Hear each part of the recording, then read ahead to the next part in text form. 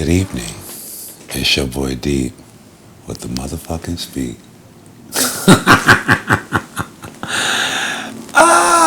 It's season 2, motherfuckers.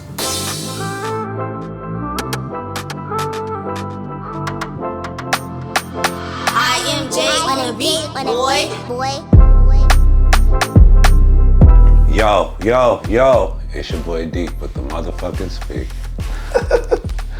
Today we have Sampson McCormick, a comedian, actor, author, entrepreneur, so many other things that he's gonna bless us here with today at the motherfucking speak. So, Sampson, how are you? How you doing? How you doing? I'm doing You good. got you here at the speak, I man. know y'all got me up in here, and I still got my clothes on. Oh, see, y'all gonna have me get in trouble.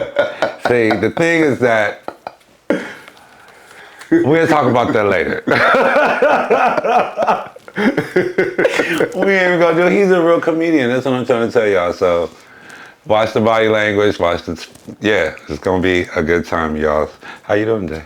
Good. You okay? Yep. Yeah. Yeah. So, what was your day like today? Just Busy. You know, we actually spent it feeding the homeless down on Skid Row. Okay. So, I'm in my 40s now, Okay. and as I mature, I am really understanding, life is not guaranteed. And so we have a responsibility to live the best that we can every day. So every day living with a lot of purpose. so giving back and things of that nature. Yes. Could I do that? So, Yes. I get it. And not to get too deep, but I mean, everybody's complaining about the state of politics in our country. And if you don't like the politics, every day get out and do something to create the type of politics that you want to see. That's our responsibility. as literally as people. I know Yes. that sat with me a little bit.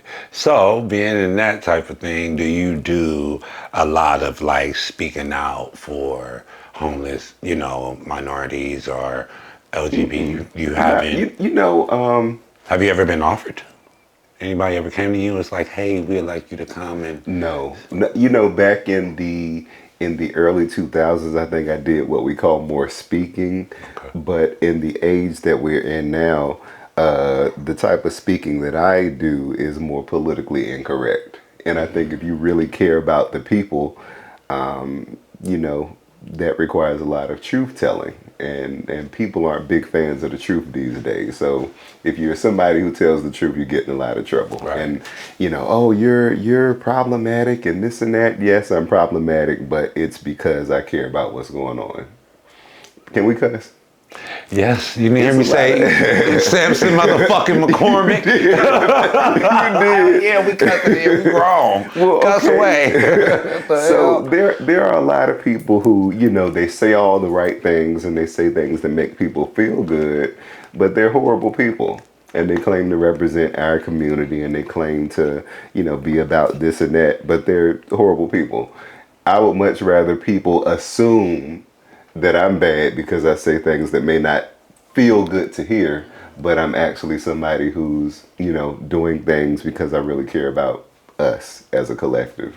So regardless of the things that now, granted, a lot of this seems natural because you're from DC. Yes. So that just comes. I'm a straight shooter. And it's not even so much as that. I feel that.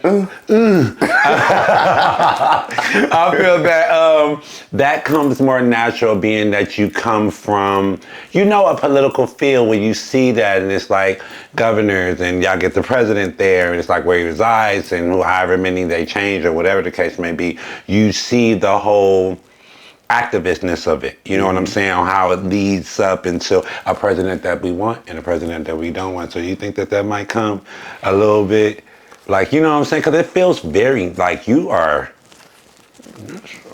And I know that that's with age, but at the same time, It is, but I am very lucky to being from DC. When I was growing up, the city was 78% black, and also we had community. So everybody was, during one period at least, everybody was poor.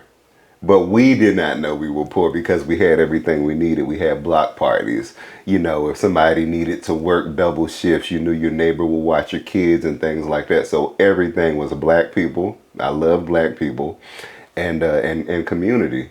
And so some sort of way we've gotten away from that. I think in this age it's technology, but you know, it's still a core value of mine. And I believe there are enough of us around to keep things from getting too out of hand. Okay.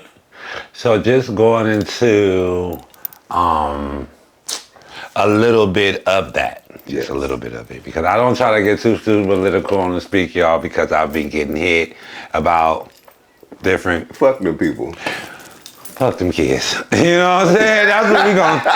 Fuck them kids. You bitches. See, I need somebody sometime to be on my level because I be trying to be nice enough to be nice enough. You can't be nice. You gotta say the shit, and you know if they don't like it, tell them meet you outside. You know what I'm saying? But you know, I could. And then that becomes, you know, see, he here for what I'm here for. I'm here for what he here for. We see each other. No, and you know what? And I'm gonna keep this brief.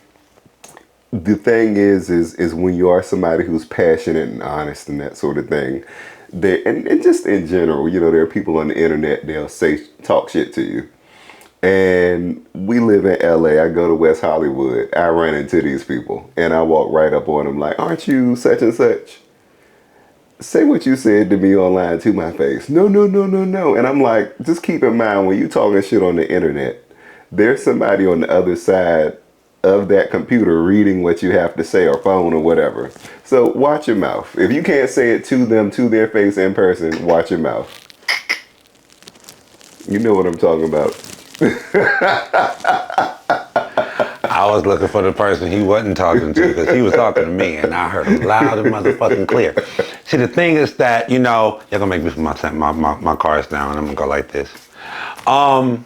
I get that, you know what I'm saying? And I come from a background as well of, so I'll be trying to be more of like, you know what I'm saying? Because I'm so in me, and I was just speaking with my camera guy about that. My message to a lot of people, not so much to you, but to a lot of people that do have these things or have these ways of conveying themselves on the internet and feeling what they made, or speaking on how they feel, just like he's telling me to speak how I feel, some type of shit. You know that thing when your mama said, if you ain't got nothing to say good, don't say nothing at all. Mm-hmm. You know that tactic and that line?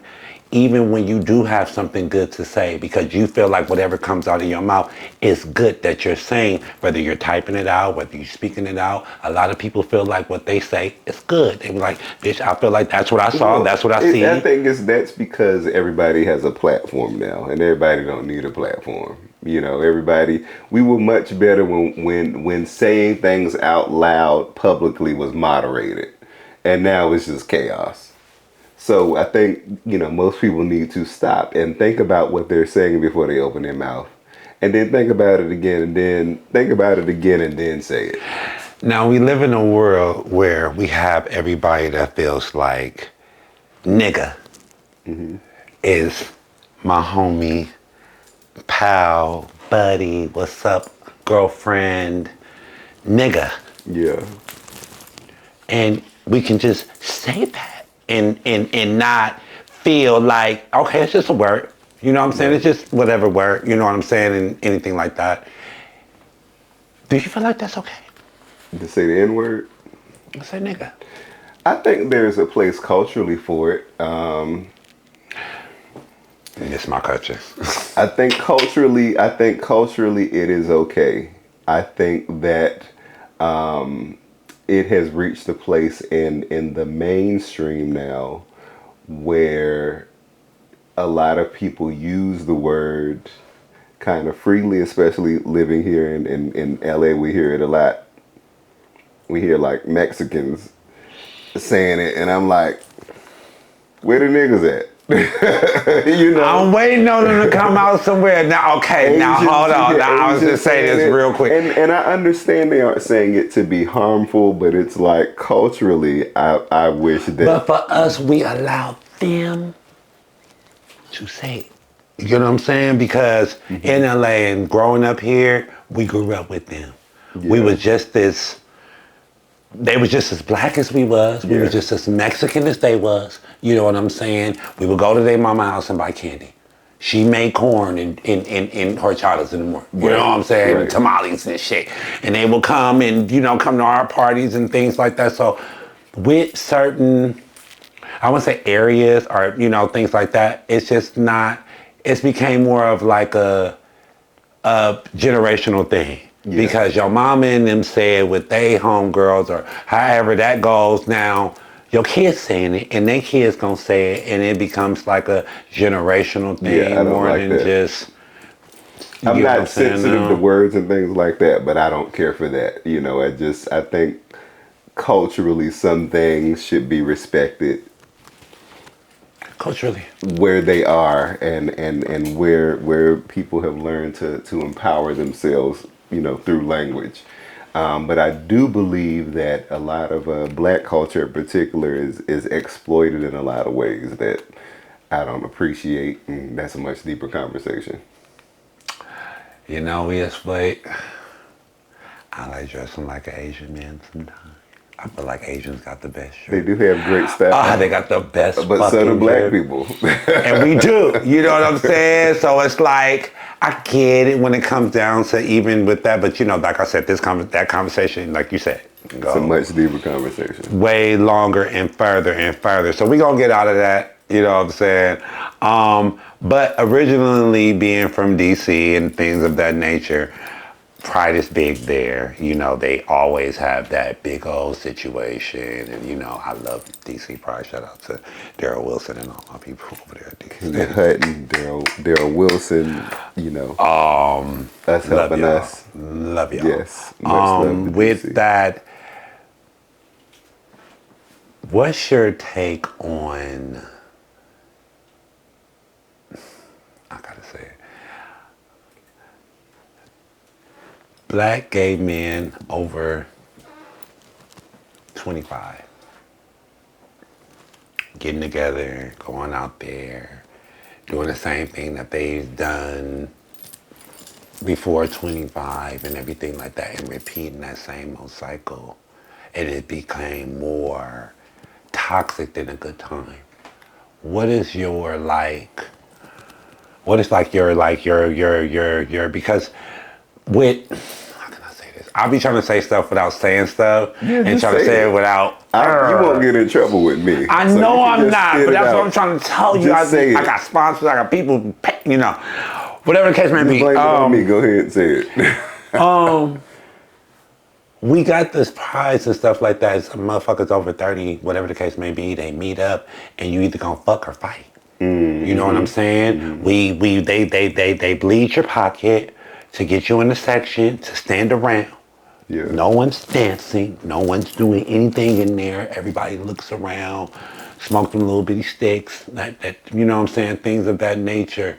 When do it become more of a uplifting more than environment? Because if you can get anybody in a bunch of pack of people together and say pride, a party, whatever you want to label it, instead of giving it more of a positive, you know what I'm saying? Like a positive type of vibe. Like I stopped going and I don't even ask them to book me no more. I just start going for the bookings and anything like that over the years because it became more of a you know what I'm saying? Like it's like a fuck or fight. Like it's either gonna fuck or fight and I mean, we are men. That's what we do. We either fuck or fight. So when yeah, but at the same time, it's like, okay, repeating that cycle, my man, your man, and you do that when you live already. So it's like to go Atlanta, DC, and it's never going to, I just wait on after a pride because I know either somebody done fought,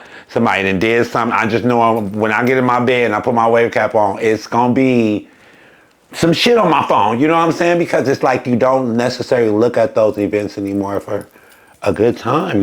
Everybody's not turning up, people not showing up and stuff, and if they is putting on their fake shit or whatever they're doing, they're not having fun. You really being there because you want to be there. I think really what it comes down to is knowing what it is that you like. Because I mean, when when we get together, we don't know what to expect. So I think, you know, you got to find what you like and what works for you, and do that, you know. And that's what it really comes down to. When we get together, you already know we either gonna be fucking or fighting or drinking or whatever, and so you just got to find what works for you.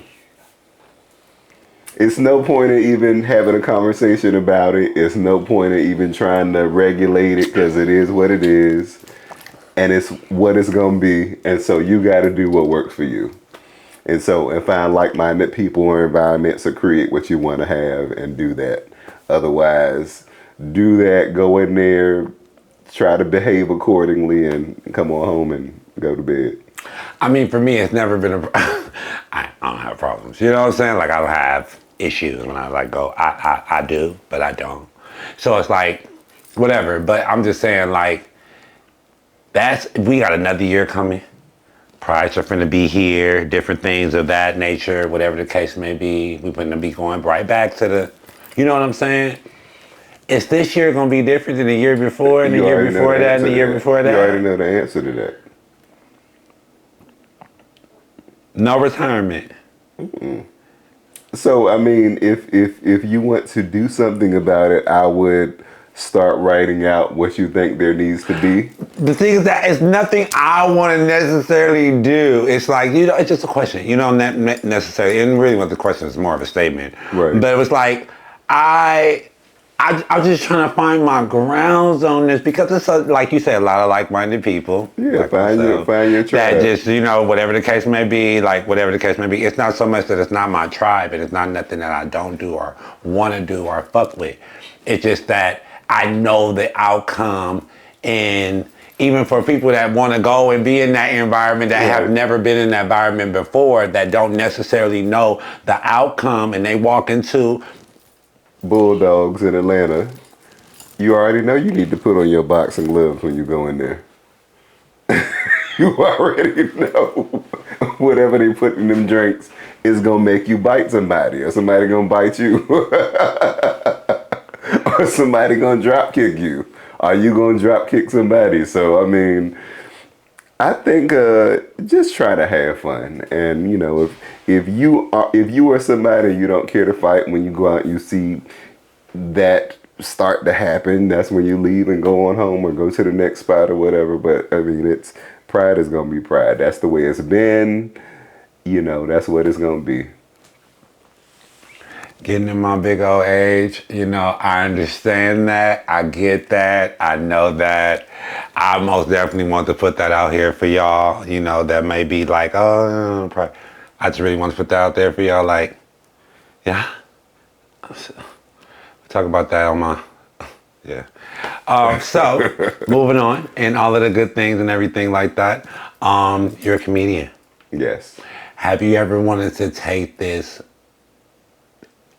acting, or maybe more travel stand-up shows or something like that? Have you ever wanted to like take this, like, because I know you may have been, you know, in those things, but have you ever like want to be the Kevin Hart or the, you know, the Tiffany Haddish, or just that actor? Because once it seems like the industry, once they get a comedian, they and you everywhere, you know what I'm saying? So have you felt like you ever want to be there, or feel like you've been there before?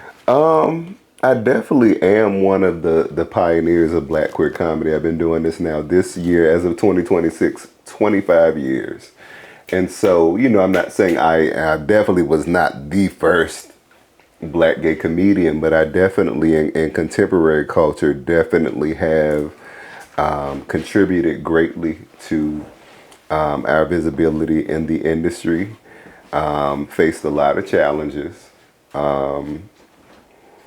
And, you know, I could sit here and mope about, oh, well, more people should know about this and that, and I should have this and that. But it is what it is. I'm a great comedian. I've worked really hard. I have an incredible body of work. I am a pioneer and an innovator. You know, I paved the way for a lot of people that you see now.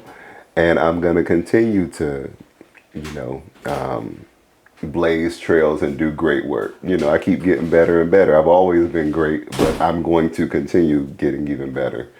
And so even after 25 years, I'm still getting better, still going strong. I do this because I love the craft, and it's important for those of us who have knowledge of how we should be represented and the way that media and stage works. It's important for us to represent, and so I do it because I love the craft.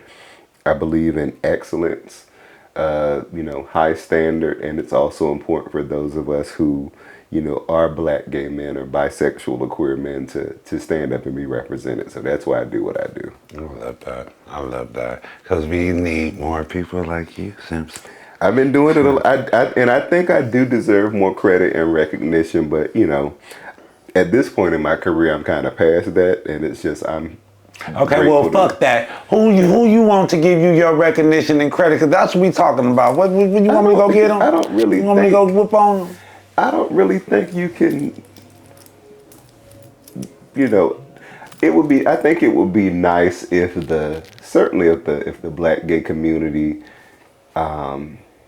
recognized its artists more. And this is not just a me thing, but I think there are a lot of us who, represent and it would be easier if we were supported. But again, at this point in my career, I'm like, it is what it is. I do this because I care about the craft. I care about how we are portrayed in media and how we're seen in media, and that's why I do it. And I don't really care about the recognition part anymore, because greatness cannot be denied. You cannot not see greatness, and so I am greatness, and that's where I'm at now. And I'm also very supportive of the younger artists that I see coming out, because when I was coming up, there was nobody to support us, and so we had what we called a lot of like blind ambition, right? Blind. Yeah. Faith and and all that sort of stuff, and that's matured now, and so I think I have a lot more understanding of what it is that I'm doing, and also just the importance of showing up for younger artists coming up who are black and gay or queer or whatever they are, and just need support. Sometimes you just need somebody to say, hey, I see you, or somebody's trying to finish a project, being able to go, hey, here's money to finish your project, things like that. Because I'm looking at you and I'm like, you don't look nowhere over 40. If you I'm definitely over 40. So I don't feel like you're done yet. For my, but you know what I'm saying? I will, hopefully I will put that prayer in with the big man upstairs to get you that, because I feel like the world should see. They should most definitely get a piece, and you know what I'm saying. I know you still do your thing, and you still out there, but shows and touring and stuff. Yeah. But in a world of, and I love these folks, but in the world of the Gerard Carmichaels and all those folks, like my name definitely deserves to be in that conversation. Right. Okay. So just for a quick little snip up of anything like that, who would you want to work with as far as like, if you did get that phone call, like what director that you would think like right now, like, okay, I would want to work with him. Like that would be my dream situation or dream role of whatever the case may be. You know what I'm saying? Who do you think that you would want to work with, that you would consider? That's a great question. I'm not really sure about direct. Oh, you know what? Actually, I would love to work with Ryan Coogler, and I used to shout out to Ryan Coogler. Shout out to him doing great work. We actually used to run into each other in Oakland. He's from Oakland, and he at the time was working on Fruitvale Station, and I was living in Oakland at the time, and so he would come out to different theater and cinema spaces, and always had a vision. So, and I like what he's doing because he is able to transport black people into these spaces that we've never existed before in cinema. Yeah. And so it would just be nice to be a part of that, in addition to my own creative I can vision. see you as a little vampire or something on Sinners 2 or some stuff. That would be great, but I would like to. I definitely like black horror. Okay. I love black sci-fi. You know, my favorite films are People Under the Stairs. I love Tales from the Hood. I love black horror. I would love to do a really good black horror film. Good. Or psychological thriller, because I am a little crazy, and so why not put that to good use? You know, films like Ma is a good film. The Reading with Monique was great. Yeah. I love black horror. So anything black horror, black sci-fi would be great. Okay. I love that too. See, you know what I'm saying? He's very. You see me over here? We'll be back, y'all, to the Speak with motherfucking D. We got Sampson McCormick, y'all. I'm gonna get up and go get some popcorn. You go get some, and then come back. And then we gonna finish watching this episode. You don't wanna miss it.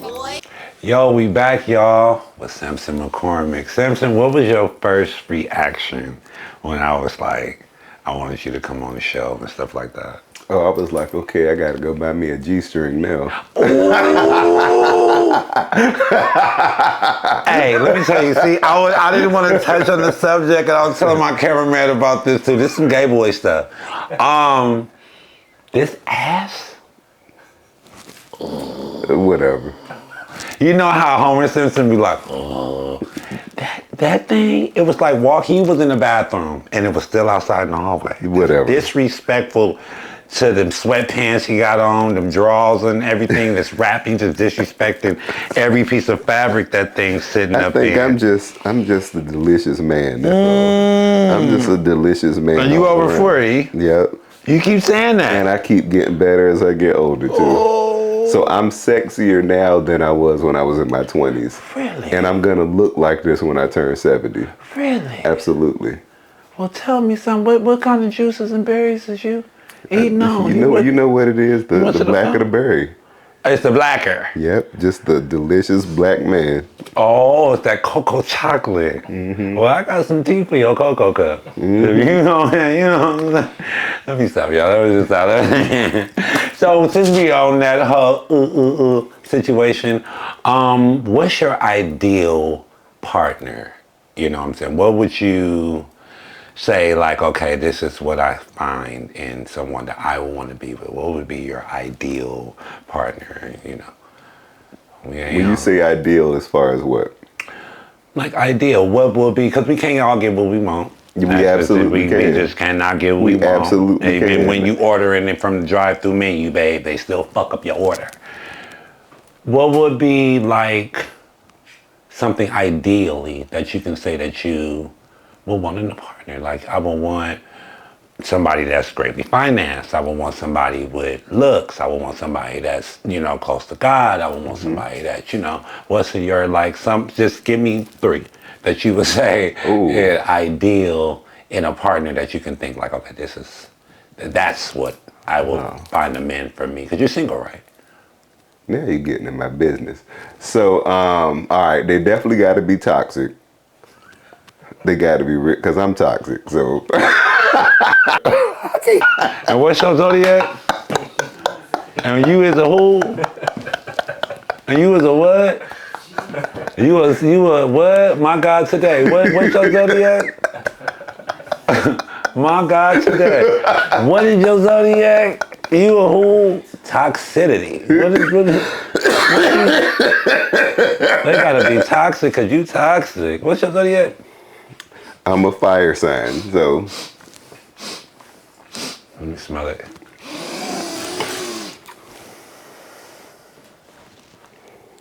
Your birthday coming up. Mm-hmm. Oh my God, today.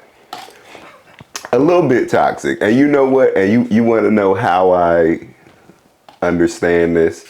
It is because I am a very passionate person. I'm very, you know, I like a little mess. You know, not... When I say toxic, I don't mean, you know, you don't need nobody trying to destroy your life or anything like that. But I think it's really important to have somebody who challenges you mentally and intellectually. You know, you want somebody who is their own person and who can stand for what they believe and it's tough. You need somebody who's gonna have your back and who can stand up for themselves and that type of thing, because that's the type of person I am.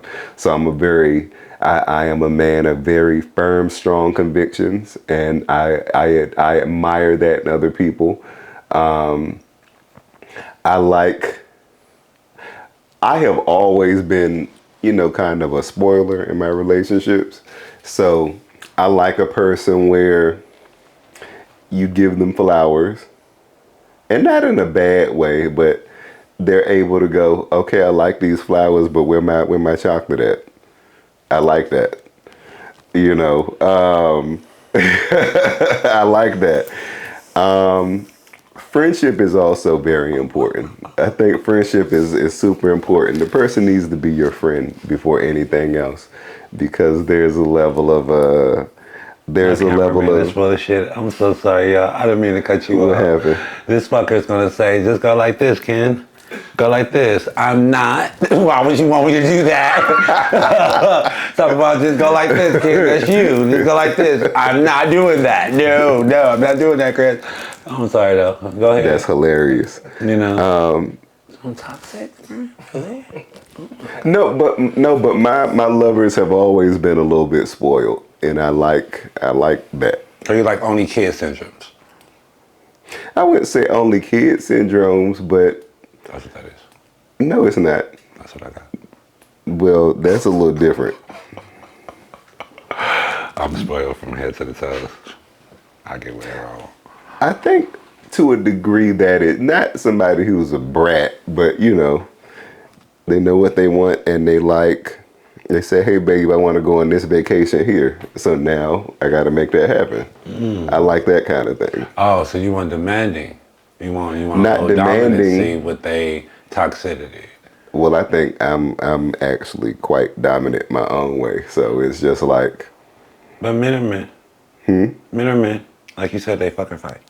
So, I mean, The thing is when I was younger, I used to get into situations that were considered toxic. And as I got older, the reason why I'm able to say, okay, it needs to be this is because if you're constantly in it and that's what you kind of need to kind of operate, you can't complain. You got to be like, okay, because I'm participating in this too. And so there's a level of mess, and not necessarily a bad mess. Mess is not a bad thing, but there's a thing that I like, and now that I'm aware of it, I can navigate it in a healthy way. Not somebody who busts in your windows and cut your tires and all that, because that's a different kind of mess.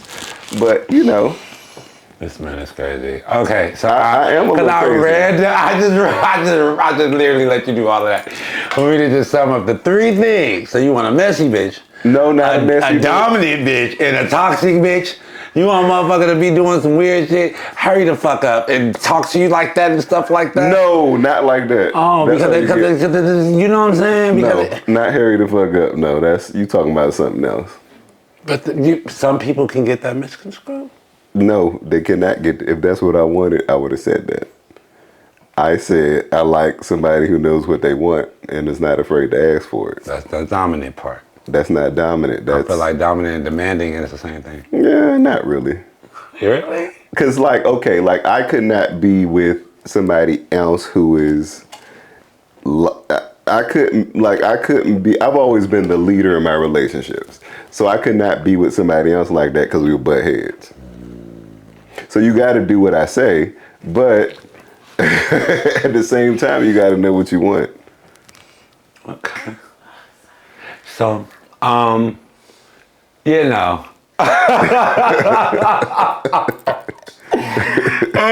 wow, we went down the riverbank on that one for sure. Okay. All of that good stuff. So your partner. And I gotta throw this in. Anybody I've been with, I'm still their number one. I'm still the best person they ever been with. Aww. And that's because of why? Because I'm that dude. That's why. Oh, because you him. That's right. Oh, because that's because you. Absolutely. 10 toes. Absolutely. On them hoes. Absolutely. Straight like that. The best. All right now. Y'all better hold on. So we gonna go into another situation with Mr. McCormick here. We ain't talking about the citizen, but Sampson. So with a little 1-2, I just wanted to ask you this real quick thing, because you got a podcast of your own, right? Yes. Okay, what's your podcast called? Just for the people. It doesn't really have a name. It's just on YouTube. If you put in Sampson McCormick, our conversations come up. We talk about a lot of things as they pertain to black men. I would like to say across the sexuality spectrum. You know, it's really just an open-minded space for black men. Okay, open-minded space for you, black men. Yes. Okay, so do you think, like right now, because we gonna kind of, do you think right now, what is your thought of coming out the closet in 2018 or 2016 compared to 2026?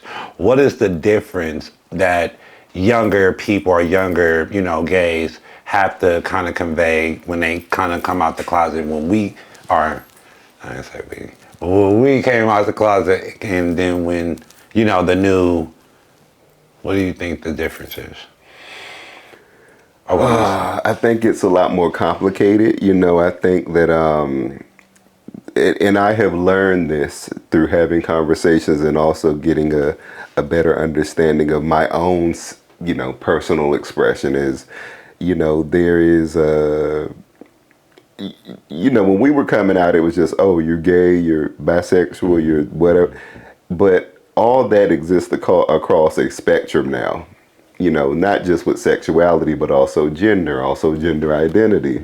And so I think that there should be more, a little bit more empathy and space held for people's individual expressions. Because, some people, they might be gay sometimes.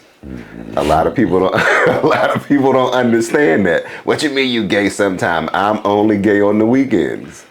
Not Tuesdays and Wednesdays. Some people only gay on vacation, and some people only straight on vacation, and some people only straight on Fridays, and some people only gay on Wednesdays, and some people bisexual on holidays. So the thing is we know that nothing can be defined in simple terms anymore. I think that was kind of created because a lot of people don't know how to be nuanced, but I think the difference now is also not just accepting that someone may be gay or bisexual or pansexual or straight or trans or non-binary or two-spirit or whatever, but it's also how do you express that? What is your personal expression? And not having any judgment for anything that you may hear that may make you uncomfortable or you may not understand. Simply, give people the grace to be themselves and enjoy their experience. That's what we're here for. He sound like Law and Order. These are their stories. That's what we're here for. Yeah. Yes, I love it. So quickly, before we go ahead and we jump out of this, y'all, we're not going to be able to do Eat the Cake this week. And I'm so sorry, but I fucked up something that I wanted to eat. So not this week. But we're going to get on that. We're going to do a quick little trivia game. First question. Marry, kill, or leave in the ditch? Oh, God. Michael B. Jordan, 50 Cent, Busta Rhymes, Aaron Pierre, Method Man. That's crazy. Everybody in the ditch except Michael B. Jordan. Second question. Something that make you come quick. Ooh, good body chemistry. Favorite dessert? Sweet potato pie. Favorite singer? Oh, that's tough. It's a tie between Sade, Patti LaBelle, Yolanda Adams. Shoe size? 11 and a half. Favorite show? Favorite show? Tales from the Crypt. Favorite position?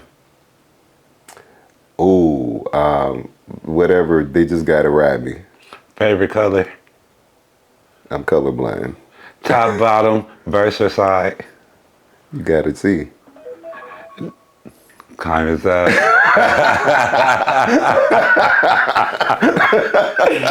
And that is it for us today, y'all. Thank y'all so much. Sampson, thank you.